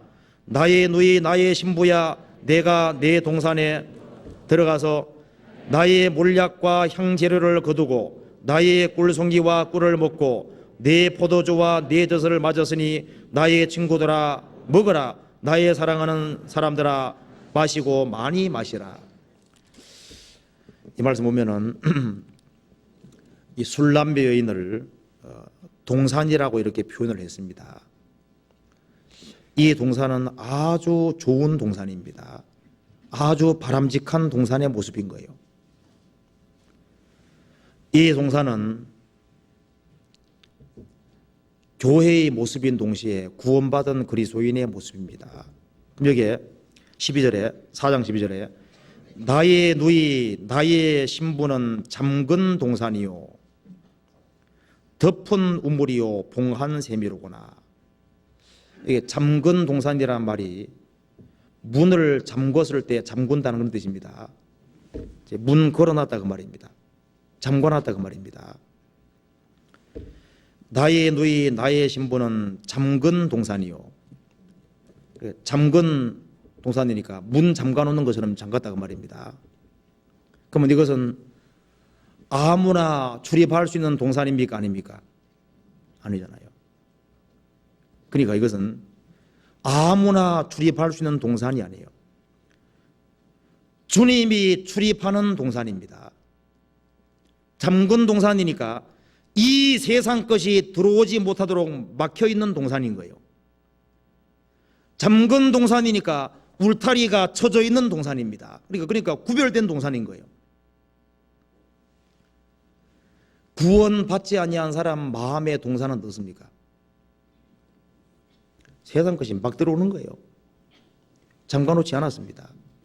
세상 것이 막 들어오는 거예요. 어떤 교회는 세상 풍습과 세상 것이 막 들어옵니다. 그런데 주님의 교회는 아무 것이나 들어올 수 있는 동산이 아닌 거예요. 이건 잠근 동산입니다. 울타리가 탁 쳐져 있는 동산인 거예요. 보이지 않는 보호막이 있습니다. 아무 것이 들어올 수 있는 곳이 아니에요. 그래서 성경에 말씀하기를 이스라엘 백성들이 가나안 땅 정복할 때 하나님 말씀하시기를 내가 너희와 함께 할 때는 내가 왕벌을 보내서 숨은 적을 멸하신다, 그런 말씀이 있습니다. 가나안 땅 정복할 때 문제는 숨어있는 적이 무서운 거예요. 그거 어떻게 잡아내냐 그 말입니다. 하나님께서 왕벌을 보내서 다 쏘아가지고 있잖아요. 왕벌에 쏘이면 어떻게 됩니까? 다 안 튀어나올 수 없지 않습니까? 나오면 다 죽이는 거예요. 지금도 만일 그 이라크 전쟁할 때요, 미국에 이라크 전쟁 끝나고 난 다음에 지금 테러 때문에 이게 문제잖아요. 숨어있는 적 때문에 문제입니다. 하나님이 지금도 왕벌을 보내주시면은요, 그런 게릴라들 다 잡아냅니다. 다 죽일 수 있잖아요. 하나님이 역사하시는 교회에는 뭐가 있냐면은 구약 시대와 비슷하게 왕벌이 보내진다는 거 알아야 됩니다. 그래서 교회는 잘못된 것을 가지고 계속해 줄 수 없습니다. 가지고 들어오면 주님이 딱 보고 계시다가 여기 퍼지면요 반드시 잡아냅니다. 주님이 함께 하실 때는 주님이 왕벌을 보내시는 것처럼 신약 시대도 마찬가지인 거예요. 가만히 들어온 것은 주님이 다 끄집어냅니다. 그래서 여기 말한 대로 이 동산은 잠가져 있는 동산입니다. 잠근 동산인 거예요. 출입은 할 수 있지만 아무나 출입할 수 있는 곳이 아닙니다. 그러니까 잠근 동산이니까 이 동산은 안전한 동산이잖아요. 이 동산은 온갖 과일과 향기가 나는 걸 봐서는 돌멩이와 잡초들이 제거된 동산입니다. 가꾸어진 동산인 거예요. 이제 구원받고 난 다음에 이 말씀으로 하나님께서 우리 마음을 갈아가지고 엎어가지고 이 부드럽게 만들어서 여기다가 온갖 것을 심으려고 하는 겁니다. 주님 몸된 교회 안에도 주님께서 역사하셔서 잘못된 것은 다 제거시키시고 그렇게 해서 열매가 맺도록 하시는 일이 있습니다. 그리고 이 동산은 물이 흐르는 동산입니다. 이 동산에는 물이 흐르고 있는 거예요. 그리고 생명수가 흐르는 동산이고 여기는 온갖 과일들이 나오는 동산입니다. 13절에 내게서 나는 것은 성류나무와 각종 아름다운 과수와 고벨하와 나도초와 나도와 본홍화와 창포와 개수와 각종 유향목과 몰약과 침향과 모든 귀한 향품이요. 자, 이 동산에는 얼마나 좋은 것들이 많이 나오고 있습니까? 열매가 풍성하고 꽃이 만발한 동산이잖아요. 그러니까 이 동산은 열매가 있고 향기가 있는 그런 동산인 것을 우리가 알 수 있습니다. 그리고 이 동산은 발전되어 가는 동산입니다. 15절에 보면은 너는 동산의 샘이요 생수의 우물이요 레바논에서부터 흐르는 시내로구나. 여기가 처음에는 잠근 동산이고 덮은 우물이고 봉한 샘이었는데 이제는 이것이 커져가지고 15절에는 동산의 샘이 되고 이제는 흐르는 시내로구나. 이게 발전이 돼가는 겁니다. 그래서 한 사람이 구원받으면 처음에 자기 자신 지키기도 바쁜데 시간 지나가면 집안 식구들이 구원받아가고 그리고 그 구원받은 사람 중에서 더 멀리까지 흐르는 시내로구나. 그 멀리까지 역사가 미칠 것을 말하고 있는 거잖아요. 교회가 마치 이와 같은 동산입니다. 그리고 이 동산은 환란을 금되지 않는 동산입니다. 16절에 북풍아 일어나라, 남풍아 오라, 나의 동산에 불어서 향기를 날리라. 나의 사랑하는 자가 그 동산에 들어가서 그 아름다운 실과를 먹기를 원하노라. 이 동산은 환란과 시련을 금되지 않는 동산입니다. 북풍은 매서운 바람이고 남풍은 뜨거운 바람인 거예요. 어떤 것도 두려워하지 않는 동산입니다. 얼마든지 환란과 역경 올 테면 오라는 거예요. 그럴수록 훨씬 더 힘있게 널리 향기가 날려질 것을 얘기를 했습니다. 그리고 이 동산은 자신들끼리 이렇게 말하고 있습니다. 16절에 북풍아 일어나라, 남풍아 오라, 나의 동산에 불어서 향기를 날리라.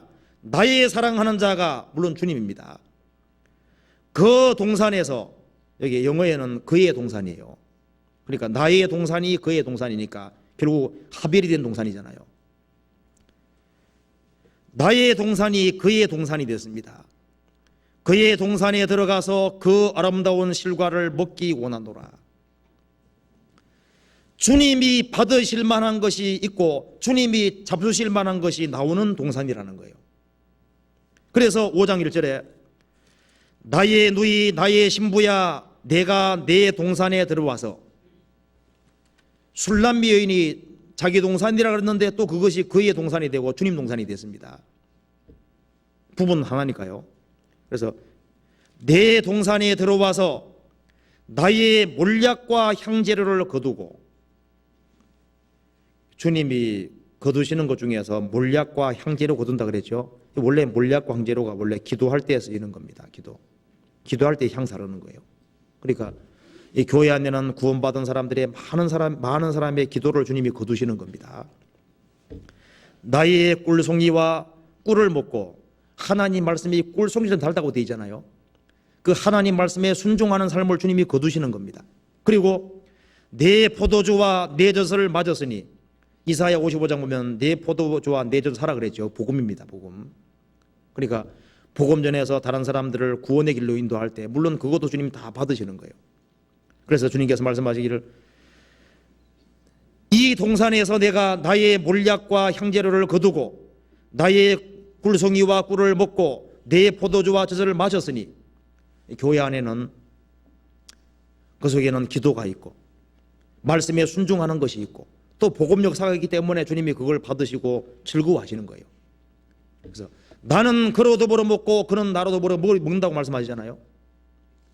그리고 내가 마셨으니 나의 친구들아 먹으라, 나의 사랑하는 자들아 사람들아 많이 마시고 많이 마시라. 구원받은 사람은 일종의 친구잖아요. 얼만큼 먹으라 그랬습니까? 먹으라, 나의 사랑하는 자들아 마시고 어떻게 하시라 그랬습니까? 많이 마시라. 많이가 얼만큼입니까? 코에 냄새가 나도록, 먹을 때는 냄새가 나도록 먹어야 되겠죠. 아가서 한번 2장 봅시다. 2장 3절에 봅시다. 2장 3절에 남자들 중에 나의 사랑하는 자는 숲풀 가운데 사과나무 같구나. 내가 그 그늘에 앉아서 심히 기뻐하였고 그 실과는 내 입에 달았구나. 여기 이제 주님을 사과나무로 비유해 놨는데 그 주님 안에는 그늘이 있고 쉴 수 있고 그 실과는 내 입에 달았다 그랬잖아요. 근데 이 술람 여인이 사과를 많이 먹었던 것 같습니다. 왜냐하면 아가서 7장 봐봐요. 7장 8절에 내가 말하기를 종려나무에 올라가서 그 가지를 잡으리라 하였나니 내 유방은 포도송이 같고 내 콧김은 사과 냄새 같고. 콧김이 사과 냄새 같이 되려면 사과를 조금 먹어야 될까요? 많이 먹어야 될까요? 이스라엘 백성들이 메추라기를 한 달간 먹으니까 막 코에 냄새 나도록 먹어주겠다 하겠다 그러죠. 그러니까 주님께서 말씀하시기를 좀 충분히 먹으라고, 충분히 먹으라고. 그것처럼요, 좀 성경 읽을 때도 좀 시간 좀 있는 분들은 좀 한 권 정도 잡아가지고 쫙 읽어보는 것도 좋을 거예요. 그렇잖아요. 그래서 이 아가서에서 말씀하기를 구원함을 얻은 사람은 뭐냐?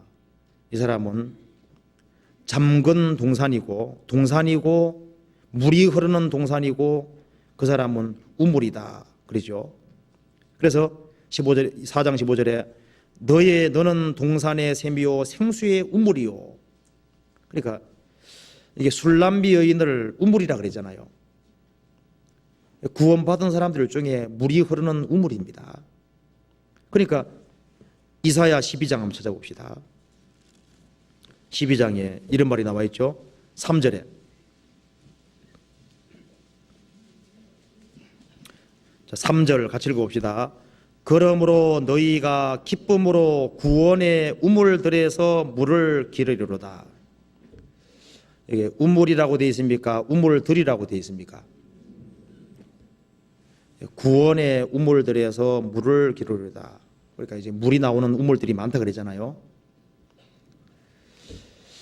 여기가 어디냐면은 술람여인 보고 우물이라 그랬잖아요. 술람여인이 교회의 그림자거든요. 교회는 일종의 무슨 우물입니까? 일종의 큰 우물이에요. 물을 많이 기를 수 있습니다. 그리고 구역 모임도 뭐겠습니까? 우물입니다. 물이 나오는 우물이에요. 그렇잖아요. 구원받은 한 사람 한 사람들 중에 우물입니다. 근데 어떤 우물이냐면은 주님의 역사가 나오는 그런 종류의 우물이다 그 말입니다. 그러니까 기쁨으로 구원의 우물들에서 물을 기르리로다. 그러니까 목마른 사람은 물을 먹어야 해결되는 것처럼 구원함을 얻고 난 다음에 구원받은 사람이 영혼의 갈증을 어디서 해소하냐 그 말입니다. 구원받은 물이 나오는 우물이기 때문에 여기서 해결하고, 구역 모임 가서 같이 교제하는 가운데서 말씀을 주고받고 교제하는 속에서 해결하고, 조모임 가서 해결하고, 또 구원받은 사람이 신앙생활, 신앙적인 교제함으로써 그 우물의 물을 기르는 겁니다. 그렇잖아요. 그래서 구원받고 난 다음에 이 구역 모임, 조모임 이런 거 중요하게 생각이 됩니다. 구역 모임, 조모임, 구원받은 사람 만나는 이걸 아주 중요하게 생각이 돼요. 왜냐하면은 그 구원받은 무리 속에 주님이 실제로 계시기 때문입니다. 봐요. 개 모임을 아무리 참여해도 마음이 안 바뀝니다. 학교 수업을 꼬박꼬박 들어도 뭐 내면이 안 바뀌잖아요. 회사에 꼬박꼬박 참석해도 내면이 바뀌는 거 없습니다. 그러지만은 왜 구원받은 사람들이 모인 무리 속에 들어오면요,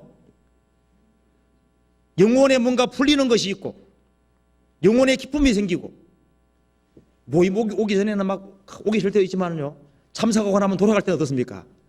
이번에 안 왔으면 큰일 날 뻔했다, 그런 마음이 생기잖아요. 그렇게 됩니다. 기쁨으로 구원의 우물들에서 물을 기르게 되었습니까? 그 다음에 이사야 1장 다시 한번 봅시다. 그리고 구원을 얻은 사람은 이와 같을 것을 말했는데요, 31절에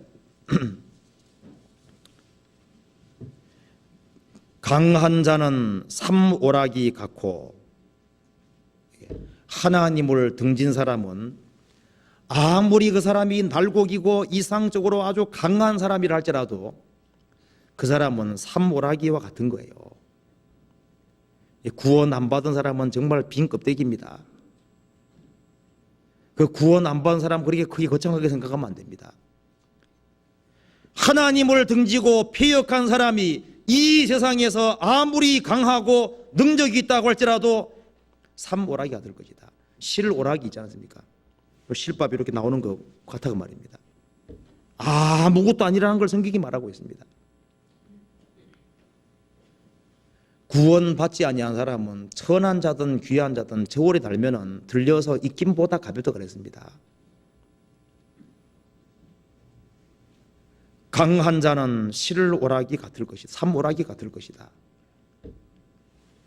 삼오락이 같을 것이다. 아무것도 아니란 걸 얘기했습니다. 구원 안 받은 사람은 바람에 날리다니는 겨라 그랬습니다. 세상 풍조의 바람에 따라서 이리저리 날려다니는 겨에 불과한 거예요. 그 사람은 산모라기 같을 것이다. 그러니까 구원받지 아니한 사람, 하나님을 등지고 사는 사람은 아무리 강해 보여도 그 사람은 산모라기 같이 너무나도 천박하고 아무것도 아니다 그 말입니다. 그런데 구원함을 얻은 사람은 아무리 지극히 작은 약한 자로 할지라도 그 사람이 어떤 사람입니까? 그 사람의 무게는 지구가 감당할 수 없잖아요. 그 사람은 하나님의 자녀입니다. 그 구원받은 사람은 비록 약해 보이지만은 그 사람은 가장 강한 자인 거예요.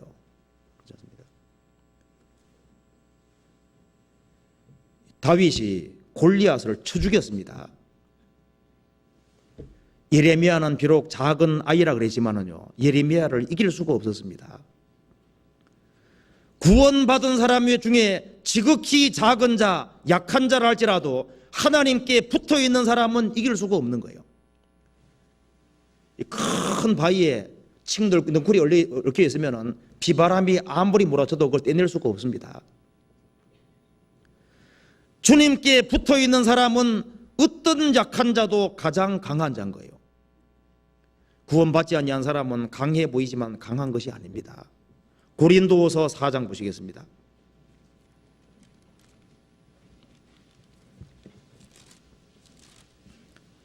7절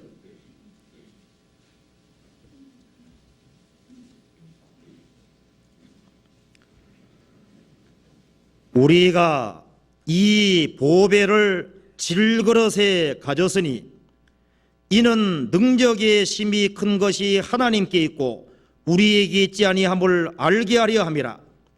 우리가 사방으로 우겨쌈을 당하여도 쌓이지 아니하며 답답한 일을 당하여도 낙심하지 아니하며 핍박을 받아도 버림받지 아니하며 극구러뜨림을 당하여도 망하지 아니하고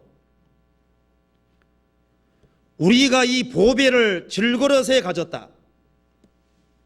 구원 안 받은 사람은 질그릇이기만 한 겁니다. 그 구원받은 사람이 아주 강해 보이지만은 그 사람은 진흙 그릇에 불과한 거예요. 널찌면 다 깨져버립니다. 구원받은 사람, 받지 않은 사람은 결코 강한 사람 아닙니다.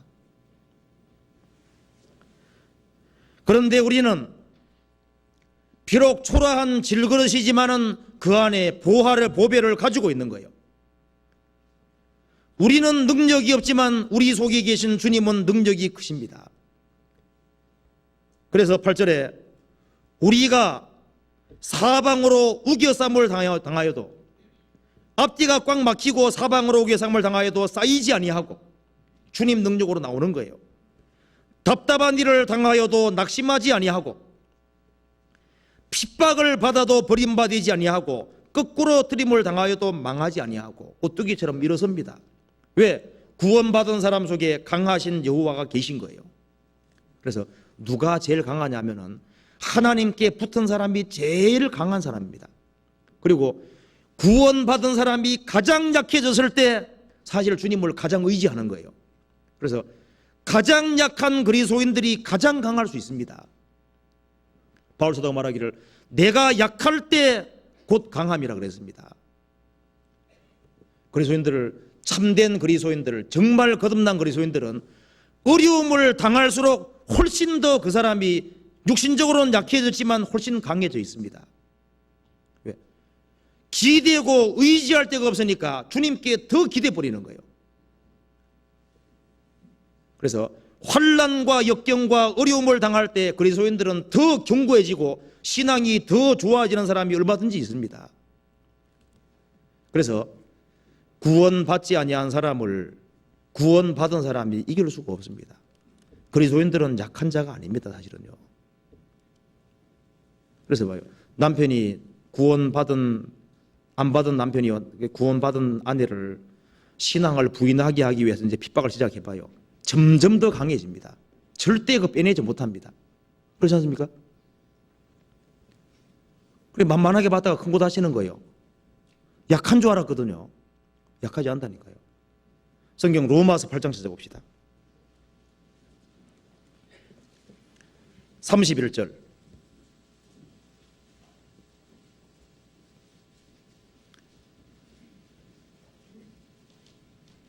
그런즉 이 일에 대하여 우리가 무슨 말하리요?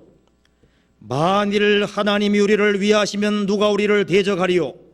자기 아들을 아끼지 아니하시고 우리 모든 사람을 위하여 내어주시니가 어찌 그 아들과 함께 모든 것을 우리에게 은사로 주지 아니하시겠느냐? 누가 능히 하나님의 택하신 자들을 송사하리요? 의롭다 하신 이는 하나님이시니 누가 정죄하리요?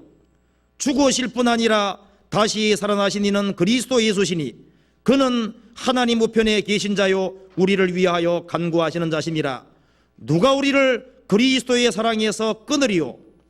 환난이나 곤고나 핍박이나 기근이나 적신이나 위험이나 칼이랴. 36절 37절.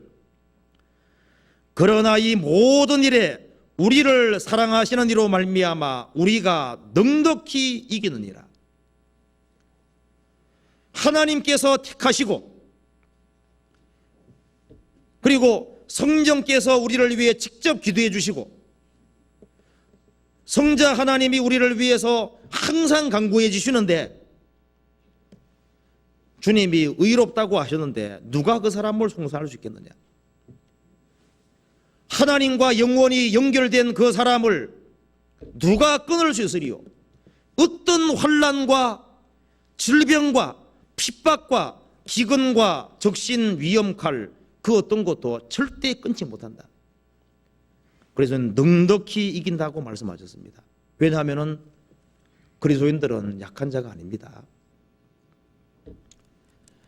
그래서 구원 안 받은 사람 아주 강하고 보이고 능력 있어 보이죠. 그 사람 어렵게 돼봐요. 아무것도 아닙니다. 강한 자는 삼오락이 같을 것이다. 성경 말하기를 지렁이 같은 너 야곱아 두려워하지 말라 그랬잖아요. 내가 너를 철 타작 끼기를 삼을 것이다. 큰 산을 부술 거라고 성경에 나와 있습니다. 이사야 1장 다시 한번 봅시다. 그래서 여기에 1장 31절에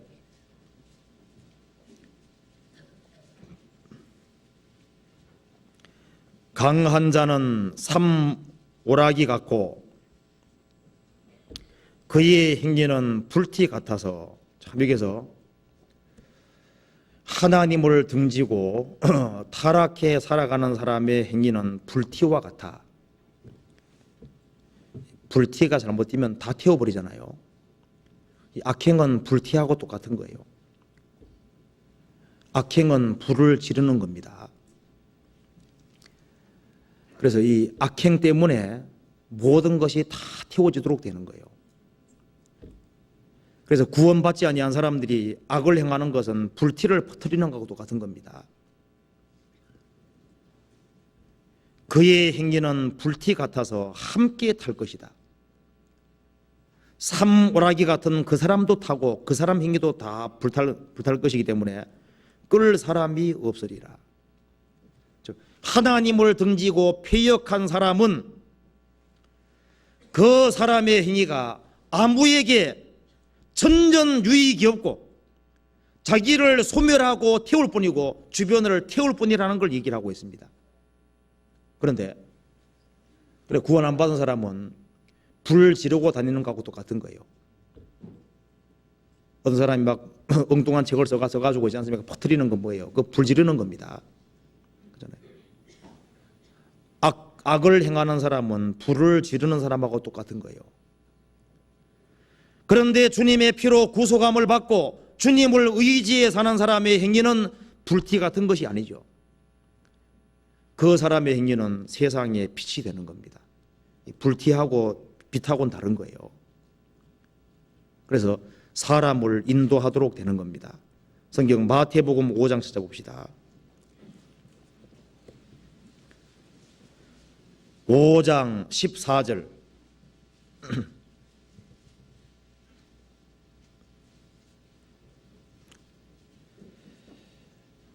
너희는 세상의 빛이라.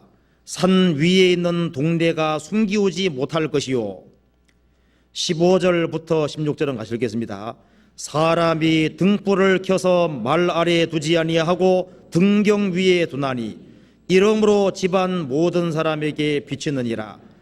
이같이 너희 빛을 사람 앞에 비치게 하여 저희로 너희 착한 행실을 보고 하늘에 계신 너희 아버지께 영광을 돌리게 하라. 예수님은 생애 속에서 빛을 뿌리고 다닌 겁니다. 근데 마귀는 항상 불티를 퍼뜨리고 다닌 거예요. 마귀는 막 집집마다 다니면서 불 지릅니다. 그렇잖아요. 그 마귀의 뒤를 따르는 사람도 불 지르는 사람들인 거예요.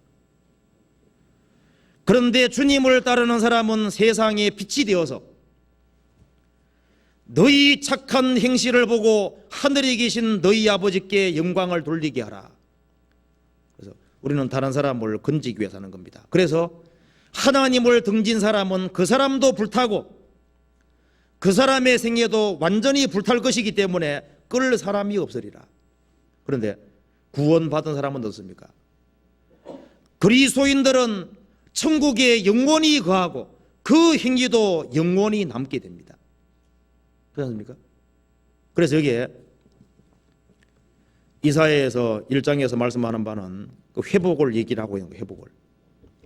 하나님을 등지고 허물을 짊어진 이스라엘, 머리부터 발끝까지 타락한 이스라엘이지만은 그 이스라엘 백성들이 하나님의 초청을 거절하고 끝까지 돌이키지 아니하면은 병들어 죽는 사람하고 똑같고, 그 사람은 잎사귀 마른 상수리나무 같고 물 없는 동산 같고, 그 사람은 강해 보이지만 그건 허울 좋은 것이고, 산불아기 같고 그 행위는 불티 같아서 그 사람은 영원히 저주다, 그렇게 말을 했습니다. 그렇지만 죄를 아무리 짊어지고 있다고 할지라도 주님 말씀대로 오기만 하고 주님을 붙잡기만 하면은 그 사람은 죄가 사함받을 뿐 아니라 금세에서도 주님이 도와주시고, 병을 회복시키는 것처럼 그 사람이 머리부터 발끝까지 그 사람을 회복시켜 주시고, 그 사람의 삶을 상록수같이 만들어 주실 것이고, 그 사람은 심령이 물된 동산 같아서 그 영혼의 풍성함이 있을 것을 말하고 있고, 그 사람은 비록 세상에서 초라하고 약하게 살아도 그 사람은 가장 강한 사람일 것이고, 그 사람의 행위는 빛이 되어서 많은 사람들을 건지게 될 것을 쭉 얘기를 했습니다. 나중에 주님 오시면은 완전히 회복이 되는 거예요. 그래서 이사야서 1장 말씀은 구원받지 아니한 사람들의 아주 심각한 결과를 말한 동시에 그 하나님 품에 돌아오는 사람의 영원한 큰 축복을 말하고 있는 겁니다. 우리가 구원받았다는 것만큼 큰 축복이 없고, 주님이 함께 하시는 역사하는 교회가 있다는 것이 얼마나 큰 축복입니까?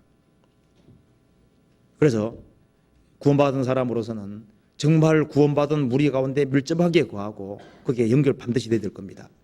그리고 마지막으로 한 구절만 더 봅시다. 여기에 아가서 1장 한번 봅시다. 아가서 1장 8절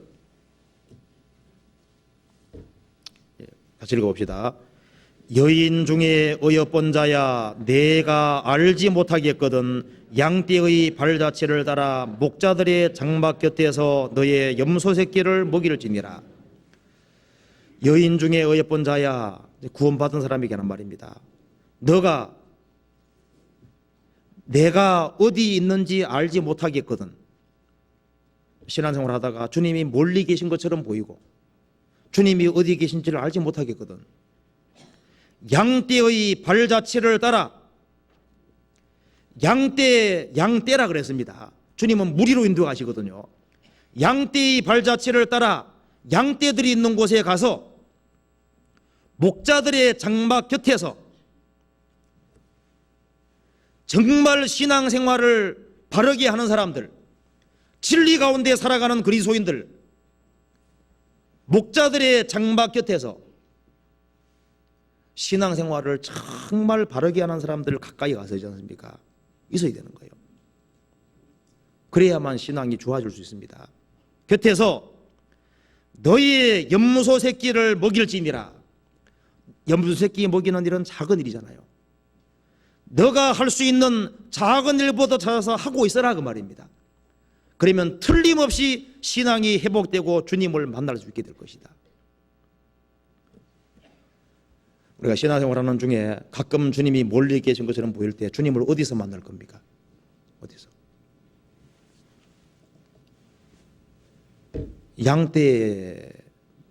양떼 속에 와서 거기에서 신앙생활을 정말 잘하는 사람들, 정말 주님을 사랑하고 주님을 가까이 모시고 살아가는 사람들, 그런 사람들을 가까이에서 자신이 해야 될 일이 무엇인지 찾아서 묵묵히 하고 있으면은 하나님께서 신앙을 회복시켜주고 만날 것을 얘기를 하고 있는 겁니다. 그래서 우리가 좀 지금까지도 신앙생활을 했지만은 좀 더 적극적으로, 우리 역사의 마지막 시대에 살고 있기 때문에 더 적극적으로, 그리고 주님 역사를 위해서 살아야 되겠습니다. 같이 기도하시겠습니다.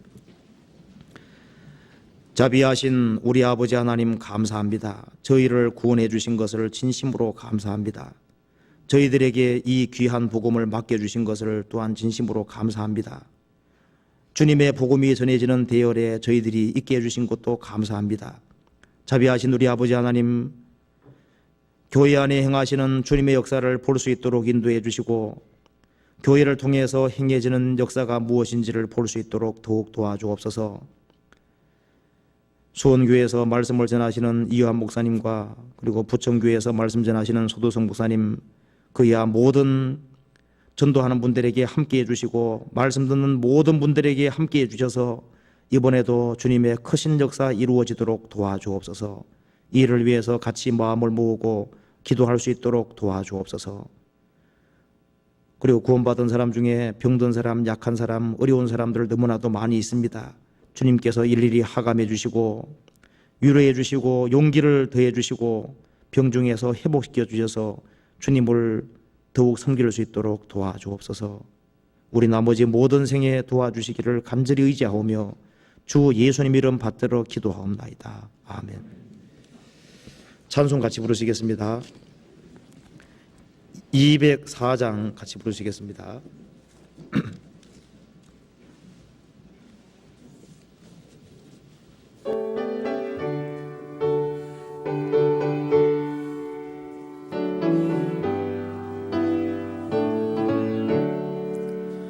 예수로 나의 구주 삼고 성령과 피로써 거듭나니 이 세상에서 내 영혼이 하늘의 영광 누리도다.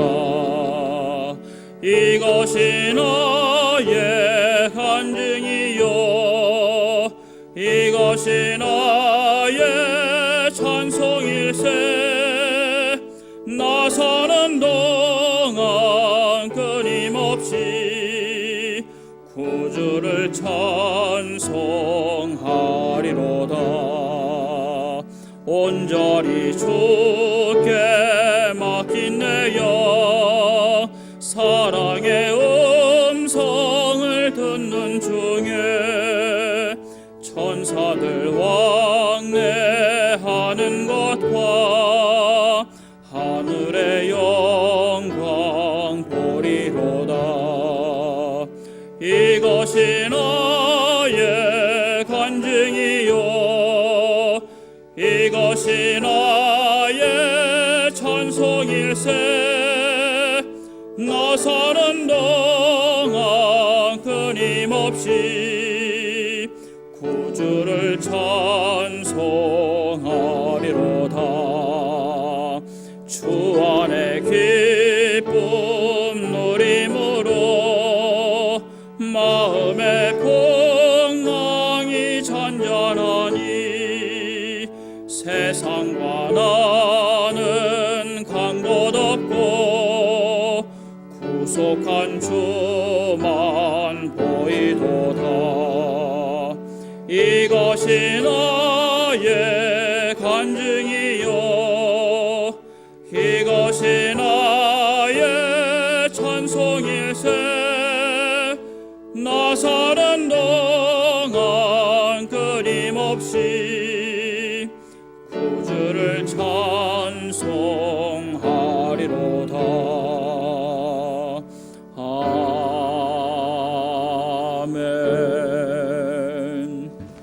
마치겠습니다.